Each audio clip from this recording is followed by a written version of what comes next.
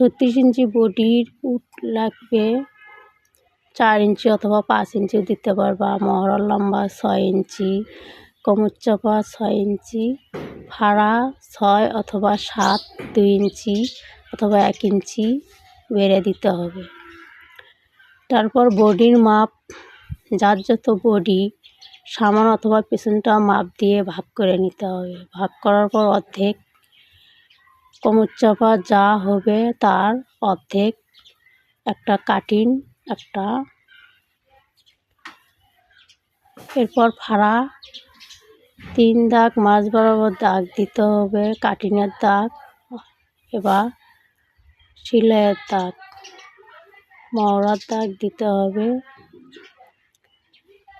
এরপর কাপড়টা দাগ দেওয়ার পর প্রথমে গলা বন্ধপাত থেকে কাটতে হবে। কাটার পর মহড়ার থেকে কাটে চলে যেতে হবে। কাটিংয়ের দাগটি কাটতে হবে, সেলাইয়ের দাগটি থাকবে। এবার কোমর চাপার চিহ্ন দিতে হবে, ফাড়া চিহ্ন দেওয়ার পর উটটা কেটে নিতে হবে। উটটা কাটার পর কাপড়টা ভাঁজ করে নিচের মহরি সমান করে কেটে নিতে হবে। খোলা পাড়ের দিকে 1/2 ইঞ্চি উঠায়া কাটতে হবে।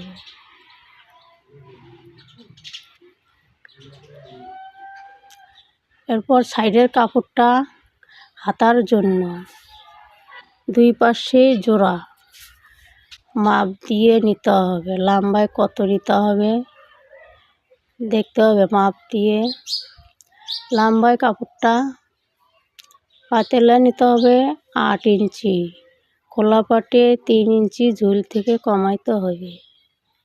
মহরি 5 অথবা 6 ইঞ্চি নিতে হবে, নিয়ে দাগ দিতে হবে।